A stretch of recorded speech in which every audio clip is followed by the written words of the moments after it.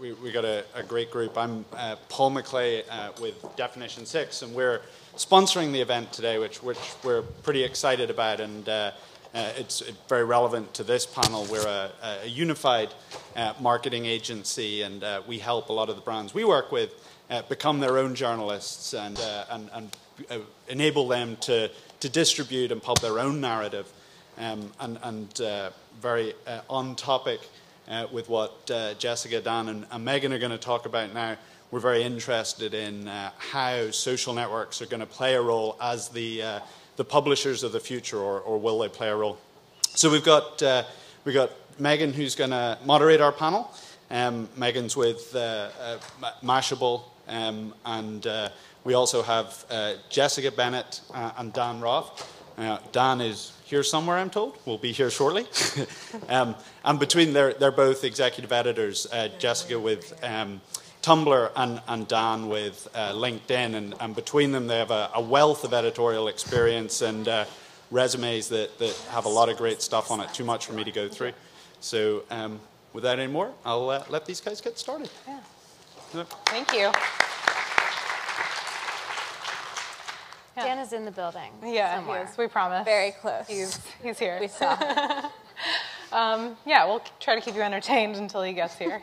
I am Megan Peters, the community manager at Mashable. I'm thrilled to be here and talk to all of you about social networks becoming the new publishers. And Jessica Bennett is the executive editor of Tumblr, and I'll let her talk a little bit about what she does there. Yeah, so slides. Oh, you want some sides? Yeah. Except, I think the answer. Yay, Dan. Woo! Big entrance. Sorry. And this is Dan Roth, the executive editor of LinkedIn. I was tweeting in the hallway. I had my notes from the last session. I was writing about it. Dan, can you go take an Instagram photo of me? Exactly. By myself. Well, thank you very much for joining us. We're really thrilled to have both of you here. So yeah, we were just going to jump in to explaining a little bit about what both you and Jessica do at LinkedIn and Tumblr. So I'll start the slides up now, which starts with yours, Dan. I'm glad I came. Yeah. Nice photo. Yeah, there you are. Great. So just a couple slides here. For folks who are using LinkedIn or maybe haven't noticed this or aren't on LinkedIn, we have a news product called LinkedIn Today. And one of the areas that my team and I oversee, LinkedIn Today is a news site devoted to covering the professional news area. Anything that has to do with your industry, your job, your career. We look across 1 million different publishers, and we take signals from those publishers to understand what's trending. On top of that, we have editors who work with the algorithm to basically break the filter bubble. So you can either go all algorithm and have a lot of stories coming in that show you what people in your industry or people like you are reading, but you also want editors to step back and say, hey, this is trending. Maybe you haven't noticed this. Maybe you should pay attention to this. So part of LinkedIn Today is editors' picks. Editors' picks are kind of scattered in throughout the entire system. If you can go to the next slide. One of the things that we launched recently is called the Influencer Program. We invited about 150 top business thought leaders to start doing 2 things on LinkedIn. Number one, writing long-form content. We released our own CMS where people can write as long as they want to write. They can do short posts. They can put YouTube videos up. They can post SlideShare presentations. And they can also be followed. And this was a big distinction on LinkedIn that we hadn't had before. Typically on LinkedIn, you make your network, the people that you meet at conferences like this, or that you meet at your job, or that you want to meet for the job that you want to go to. For these influencers, they can also be followed. So you might never get a chance to meet Ari Emanuel or Barack Obama or the CEO of the Cleveland Clinic, Toby Cosgrove. But you want to follow what he or they are saying because it's important for your industry, your job, your career. You're going to learn smart things that will help you have a better conversation at work. So folks like Richard Branson, who just today crossed the 1 million follower mark, which is a big deal for us. We launched this 6 weeks ago, and it's a big deal we think it's a big deal for him. He's achieved a lot of things in life. There's one more notch you can put on his belt. And he writes these great articles about how he achieved what he achieved. And what I especially love about this program is that the comments are phenomenal. No one is anonymous on LinkedIn. So when they write back, it's real content being offered back to the influencers. The last part of this to share is we have a new thing called managed groups, managed communities, where we'll have an editor who acts as a community manager overseeing groups where you have one company sponsor the entire group.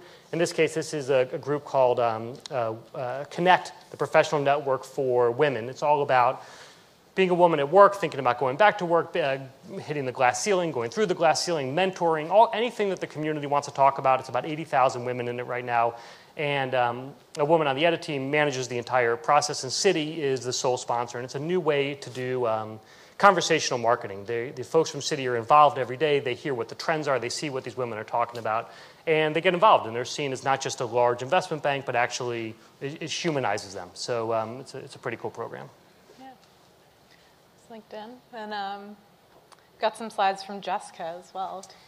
So it wouldn't be Tumblr without a kitty in the first slide. So I worked at Newsweek for 7 years as a writer and editor. So I'm very much coming from the old media front, which is interesting and I think offers an interesting perspective on this.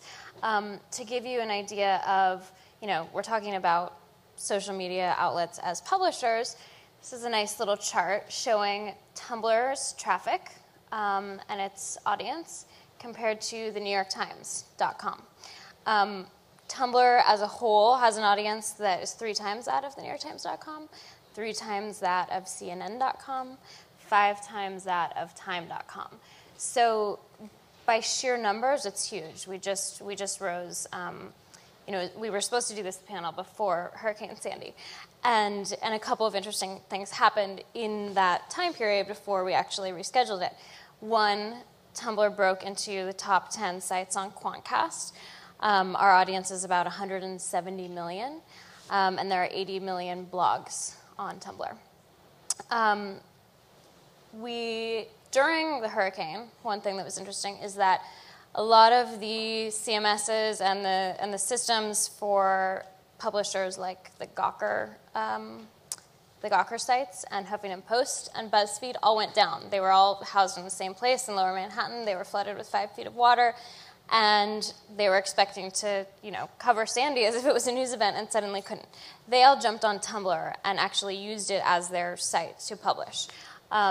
In addition, another interesting thing that happened was, anyone with an iPhone and a Tumblr page could upload their photos. This photo here is of the roller coaster out in the Rockaways, and was taken by a photographer named Ben Lowy, who he's a photojournalist. He's been working in war photography for years and years, but he actually uses Tumblr now as his main outlet to post his photojournalism. So all throughout the hurricane and the recovery process, he was posting directly to Tumblr.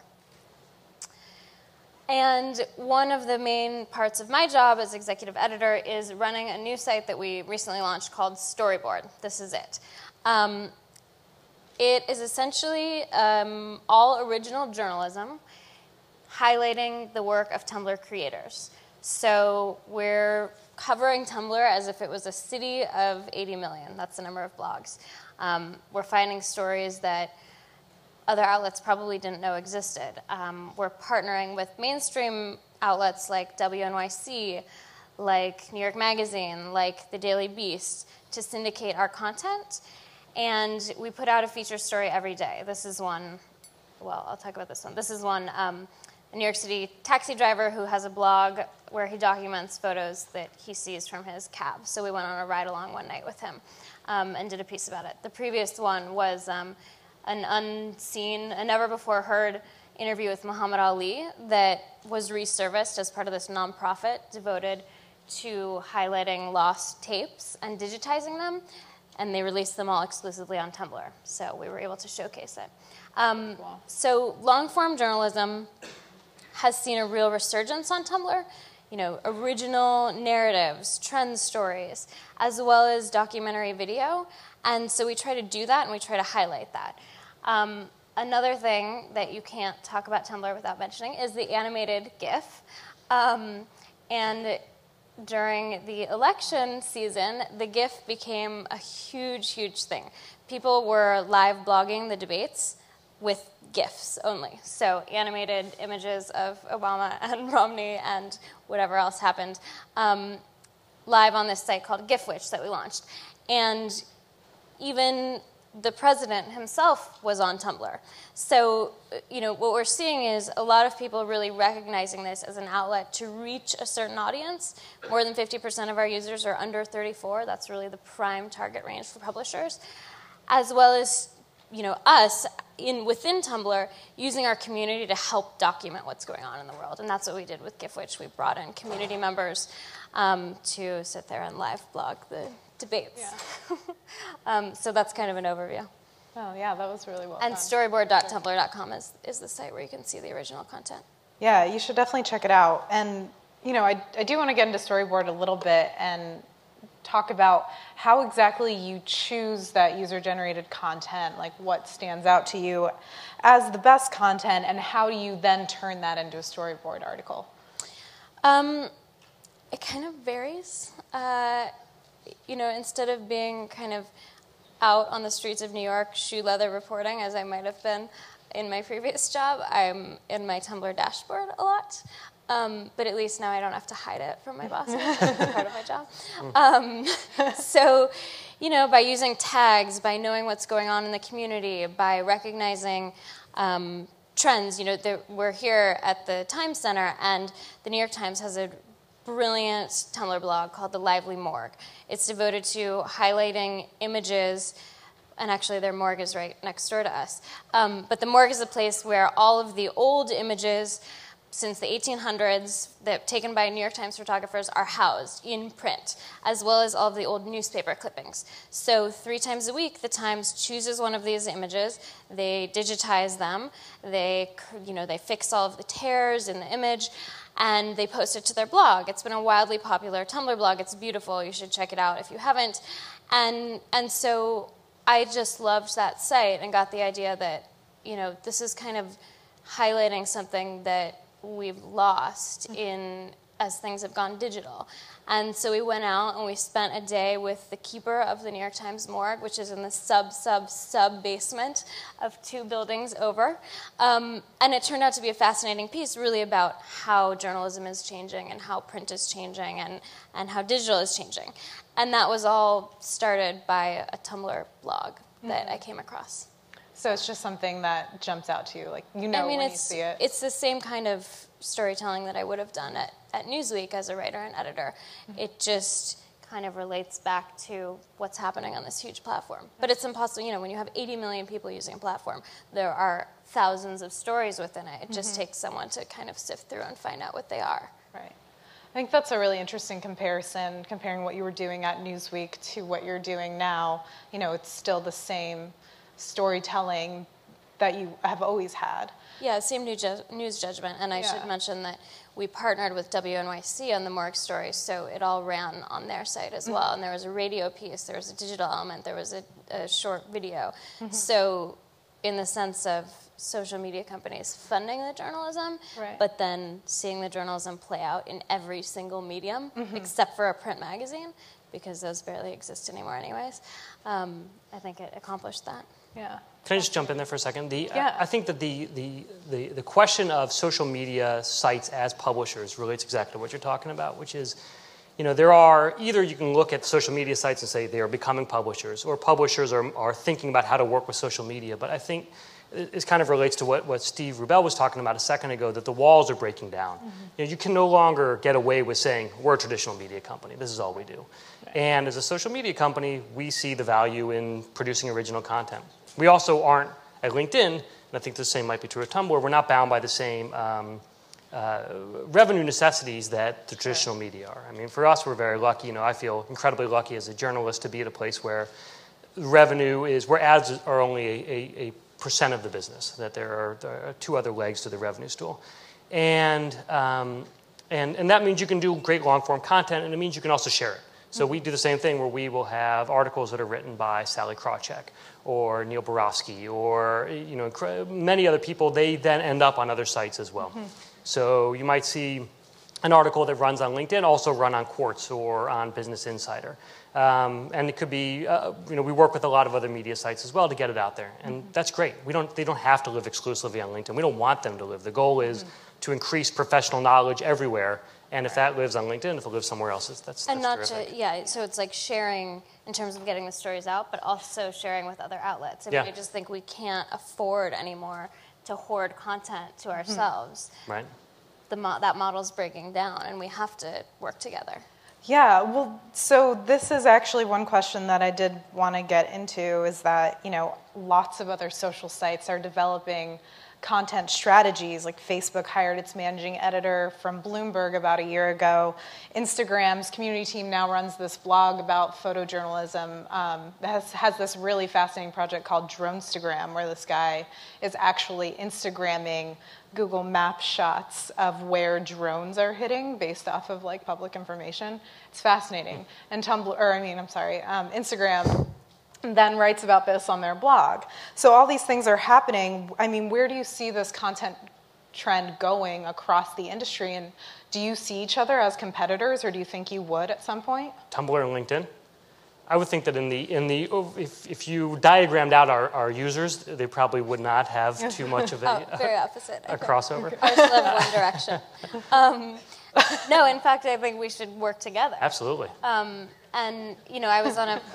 It's a beautiful partnership happening right here. Yeah, right here on. I was on another panel recently with a woman who's an editor at Facebook Stories, which is doing kind of the same thing, and she came from Time magazine, and you came from Fortune.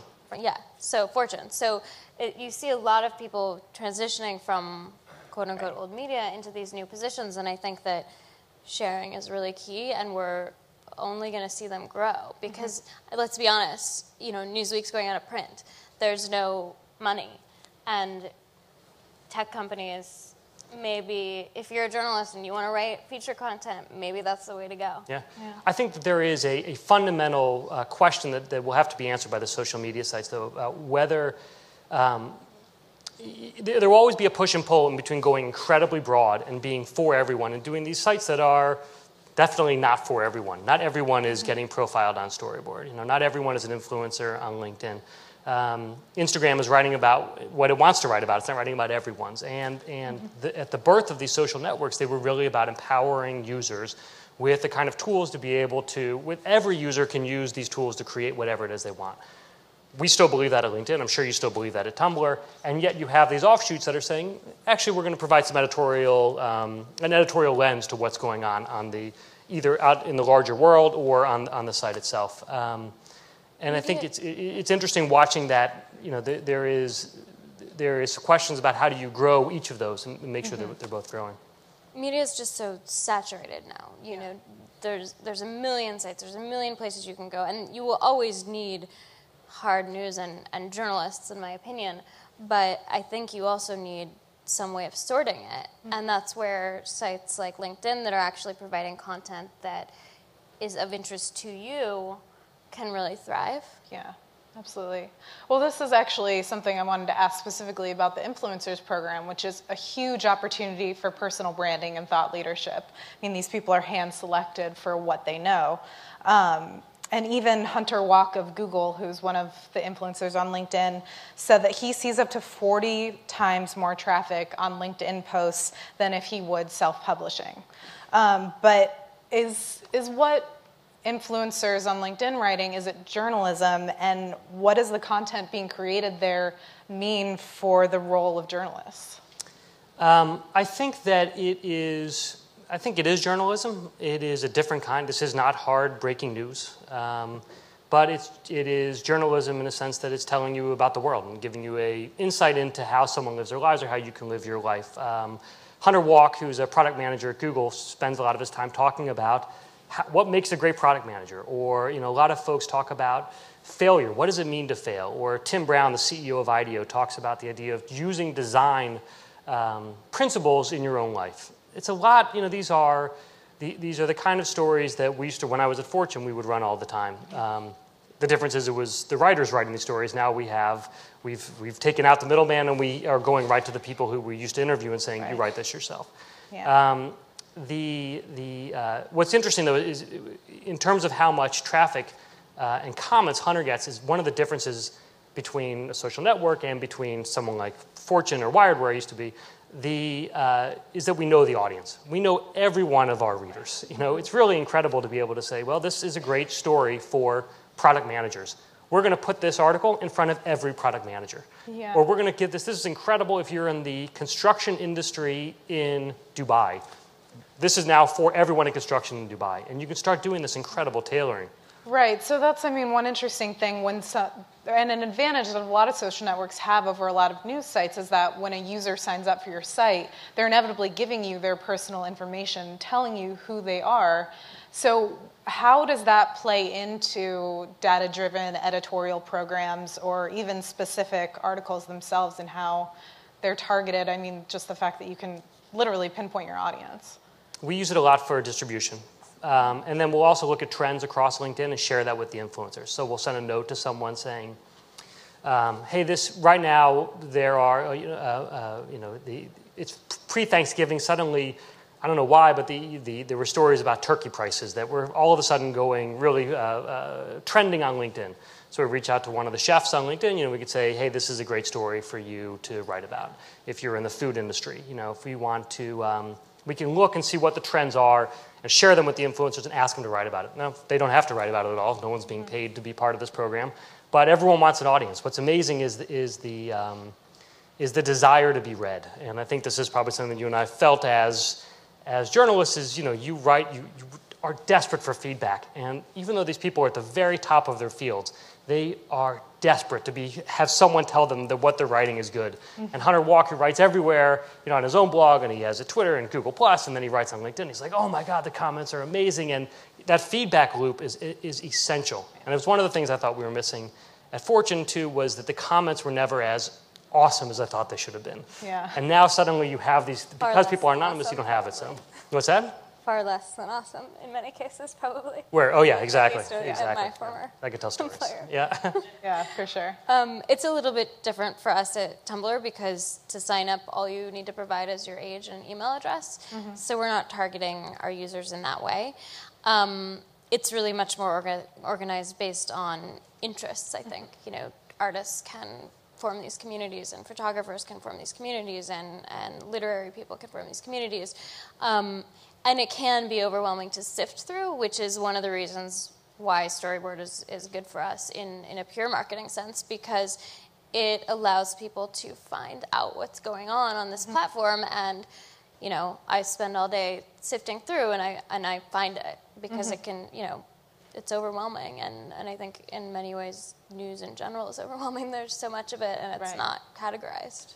Well, that kind of brings me to really the whole point of this panel is what's the goal with these content initiatives on social networks? You even touched on it earlier that you don't really monetize the product specifically. So what are you trying to achieve here? And if monetization isn't a factor, is that realistic for it to continue? Well, we have the goal of LinkedIn is really to use. First of all, we know that news is an essential part of how professionals get through their day. That you want to know what's trending. You want to know when someone buys your competitor. You want to think about who you should be buying or working for or partnering with. So we try to get the right news to the right people. That makes LinkedIn a more valuable place. It makes the professional world a better place. With influencers, we bring in people who are saying things that you wouldn't normally be able to find out of coming to, you come to a conference like this and you get to hear great people come up on stage, Steve Rubel talking about what the future is of social media. If you can't come to a conference, come to LinkedIn, read this stuff from these people, get it from the horse's mouth. And then you take that, what I love about it too, is you take this article that someone's written and you share it with your community, you share it with your network, you share it with your boss. Hey, you need to read this. This pertains to what we're working on right now. And suddenly you sound smarter using LinkedIn more. The people are sharing information. The world is a better place. It's for the common professional good. Yeah. I think for us, the goal is just high quality original content. I just want to tell good stories and get those out. Tumblr hosts ads, and we have an ad platform, but it's not sold against the original storytelling that we're doing. So in a way, it's almost liberating. It's definitely different going from an organization where the end product is the journalism to a place where the end product is the platform, and a journalism the journalism is to highlight that platform. You know, we also have a keg in the office, and that's really different too. Yeah. But for me, it's to tell good stories and to do journalism and to, you know, show that there really are amazing things happening within this community, and it's not only of interest to people who use Tumblr. It's not only of interest to people who like cat GIFs. Right. There's much more. Yeah, we were talking earlier how you are also with this content trying to hit a mainstream audience, not just the folks who are already in there. Yeah, absolutely. But if it's not monetized now, do you think that, will it always be that way, or will we get to a point where that is the new? I would assume, look, I'm basing this on past trends, which is that if you're in sales, if you have salespeople and they see something they can sell, they want to sell it. So in the future, it could certainly be that way, but it's not anything that we talk about now. That's not even a goal at this point. Yeah. I mean, I'm a journalist because I don't like to deal with numbers. But, but I mean, tech companies will monetize, and social media companies will monetize, and if they want to fund journalism as part of that, then that's pretty, I was going to use a bad word, but I was going to say pretty amazing. Yeah. And so, you know, for me right now, I don't have to worry about monetization, and that's kind of amazing. Yeah, it is really nice. Cool. All right, well, we're just out of time, so thank you very much for joining us today. This was a really fun panel. Thank you.